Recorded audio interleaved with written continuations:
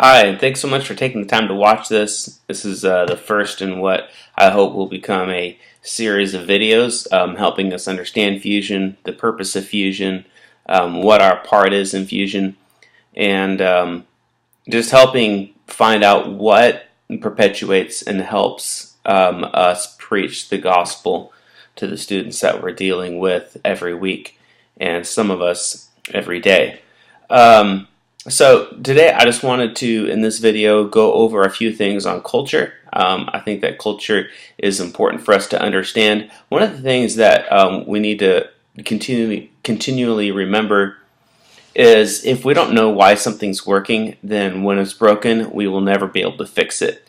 So here on the administrative side of Fusion in the office and whatnot, we have been working very hard on trying to track what's working, find out what's working, find out what's not working, and then go through and actually look at the processes of how we're doing certain tasks and making certain things happen so that we can replicate and continue to make that happen.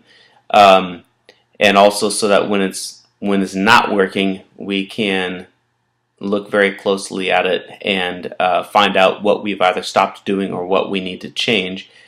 Because change is one of those things that has to happen continually. And when we're talking about the culture is what is the environment that creates the possibility for students to encounter God. The culture it's more than just music, but music is definitely a part of it. It's more than the lights and all that kind of stuff, but that is a part of it, but it is a very, very small part of it, something that we don't even really talk about a whole lot when we're looking at planning an event or planning a service. Those are the things that we kind of not necessarily ignore, but it's not something that we just talk a lot about because I don't think that it has huge lasting effects, but I think the things that do have huge lasting effects are how we're incorporating students into what we're doing, the way that we communicate honor and respect, and those kinds of things. And so I just kind of I'm going to go through just a few and this is what I've called the culture guide, and it is there for you to download in the forms section. But this is just a kind of some of the things that we look at, or that I've looked at, and I've said, I believe that this is going to create, or already is in the process of creating, a fantastic culture at Fusion. And I think in another one of these videos I'll actually go through and kind of delineate the idea of culture and what that means to me. But so when we're talking about culture, the first thing to me that comes to mind is we've got to have a creative culture. So that's a culture of what we would say maybe less rules and more responsibility. And I know sometimes when we talk about less rules, everything gets tense in the room and everybody's thinking, oh my gosh, everybody's running around, total chaos. And that's not at all what really goes through my mind or what I'm talking about. But it's more of teaching our students to be self-motivated and self-starters. So balancing rules with responsibility, so that we're not become so driven by the rules that we cut out the flow of creativity, but there's enough of a channel there, there's enough of a structure so that there can be creativity. And so that's really huge, and I think the way that we play that out is very important. If you go obviously too crazy with things, then there's no structure at all, and that becomes absolute chaos. But a creative culture, and I like the idea of a creative culture because when you have a culture where things are being created, where things are just beginning to be produced, you're actually giving birth to something. And any time that we're giving birth to new ideas, new ministries, new ways of communicating Jesus, boy, I'm just not sure exactly what could stop that. That's a pretty mighty force. So creative culture is definitely huge, absolutely huge. The other thing that we're looking at is a humble culture. And I really believe that in 1 Peter chapter 5, he uses this term, the first among equals. And I really believe in that. Here's what we need to understand. This idea that, I'm the pastor of the church, and so I'm very important, and I'm the pastor of the church, so I need to communicate to the people. I like this idea of the first among equals, and what I mean by that is, I think that we need to take Fusion to the place to where we collectively are communicating the gospel of Jesus Christ. And the position of a preacher, the position of a communicator, is not something that is dignified, but it is something that is common, where we all are communicating the gospel, where we all are teaching and preaching. We lead alongside of each other, not necessarily just from the top down. There is no such thing as the king. We are just God's people doing God's work. And my position as, Aaron and Stella Hackett on this team, it just so happens that God put us in a position of being on the forefront of this, but it does not put us anyway in any sort of a kingly position or any sort of a top-down position. We are leading alongside of each other, and just like we said a few weeks ago, we lead with our friends, and that is not in any way something that needs to be forced upon anyone. So a very humble culture. The other thing that we look at is an engaging culture. We work to give things away. At Fusion, we need to strive to involve students in everything that we do. Every moment is a moment to teach a student a new skill, a new task, whether that's taking pictures on a Wednesday night, or whether that's helping to lead a small group, or whether that's playing on the worship team, or learning how to do sound, or setting up chairs, or getting room 3 ready for pre-service prayer, greeting at the front door. We could continue to go through and list off several different areas, but we always need to be work to giving things away. So we never do anything alone. Don't do things alone. If you're going to go meet with someone, if it's not a personal, private thing, grab a student, let them go with you, and work to give things away. The best thing that we could ever do is work our way out of a position. That's absolutely the number one. Every day, that is my goal, is to work to take Fusion to a place to where I literally work myself out of a position. The fourth thing is gospel culture. If it does not unveil the gospel, throw it out, toss it, get rid of it.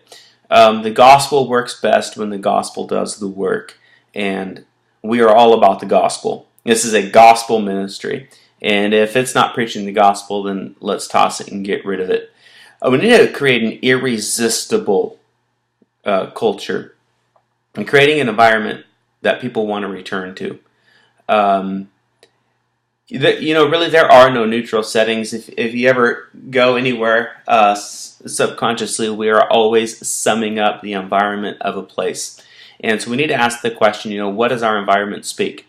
When you walk through the front door of a restaurant, in less than 10 seconds, you have summed up whether you want to be there or not. If someone hasn't come to seat you in about 15 seconds, you're really freaking out, wondering what's going on. You walk into an environment, the smell of a room completely can change everything. If it smells musty and moldy, we're not going to stay. Walk through the mall, you smell the Abercrombie and Fitch store, and it just smells really change the way that we feel things. Sight is huge. When you walk up to a building and it looks run down, from the outside, you've already kind of sized up what it's like on the inside. So all of this creates culture. It creates an atmosphere. And when we think about fusion, we think about, what is fusion like? What do students experience when they come in? What do they experience at the front door? What are they hearing from us? What kind of words are they hearing come out of our mouth or other students' mouths? Um, what are they smelling when they walk through the door? Does it smell like dirty bodies? Does it smell musty? Somebody came up to me the other day and said, man, it smells like dirty kids in here. It smells stinky. It smells like sweat, And so I walked out and came back in for a little bit and realized, yeah, it really stinks in here, and we need to do something about that. And it's one of the, it's kind of you can't help it, when you stick 100 kids in a room and then play loud music and tell them to jump around. It's going to happen. But you can do something about that. So that's actually one of the things that we're working on is taking care of that sight. What do people see when they walk through the doors of Fusion? What is something that they see? What is the stage conveyed? Is it messy? What does the room convey? Are the chairs centered with the stage, or are they lopsided with the stage? What do we look like when we are on the platform together? That's one of the huge things about worship. You think the worship is just about the music, but worship is so much more than just the music. You can play fantastic music, but if your stage display, if you look boring when you're on stage, if you're not dancing, if you're singing, a song about dance, God's Great Dance Floor, or you're singing Wake Within Me, but you look like you just lost your dog, what does that convey? So it's all of this work. So we continually got to be thinking, what does our environment communicate? Because what we communicate from our mouth, from the platform, and from worship about the gospel, and what we display with everything else around us through sight, smell, taste, touch, and hearing, is it the same? Are they equal? Or are we saying one thing and showing another?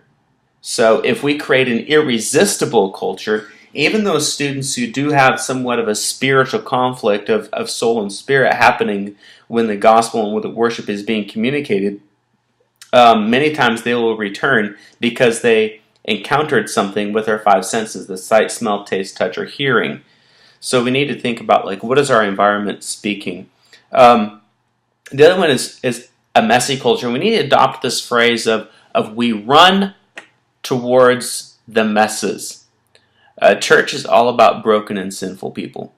This Fusion is not a place for saved kids to come and be tickled, and get their spiritual feelings nourished. That's not necessarily what this is about, and we all need that.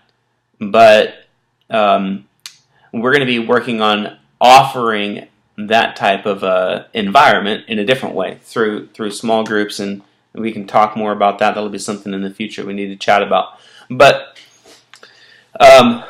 Wednesday is a net to catch unsaved people.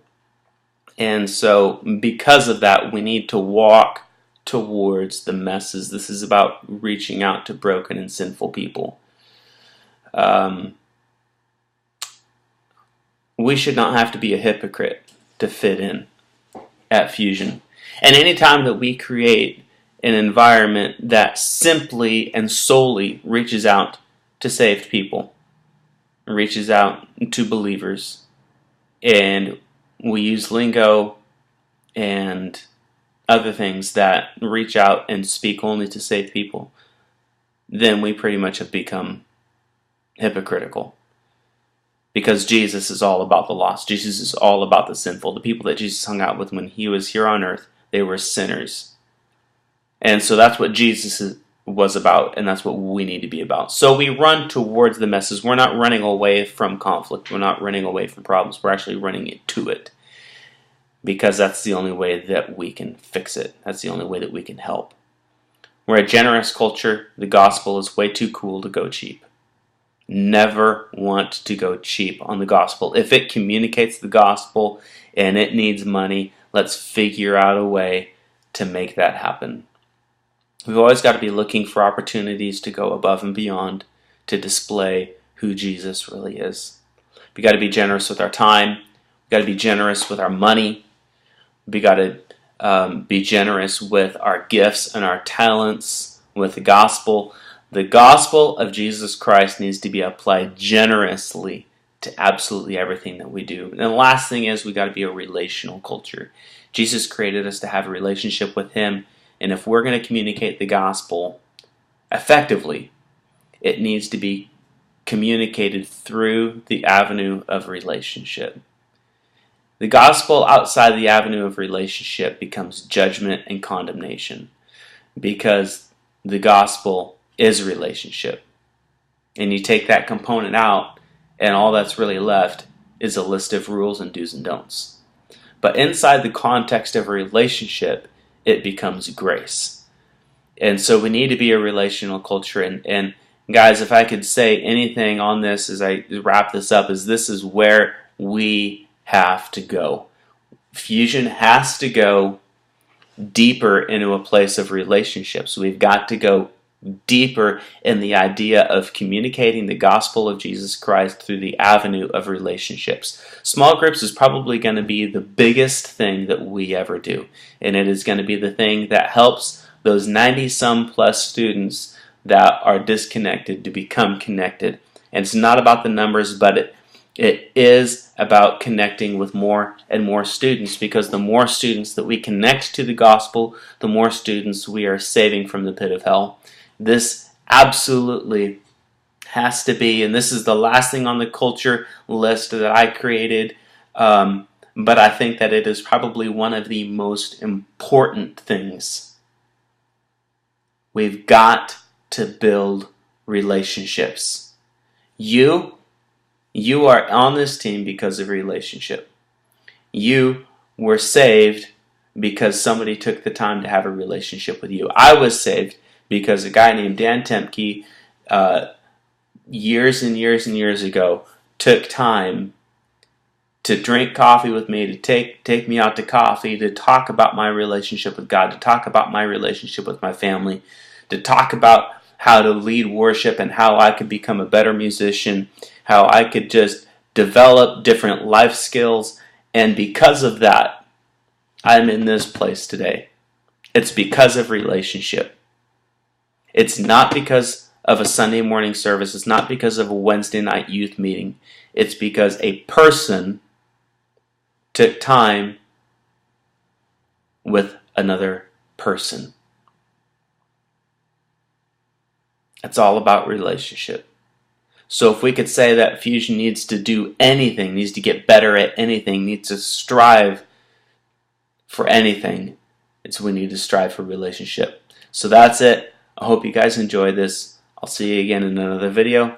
See you next time our church gets together. God bless.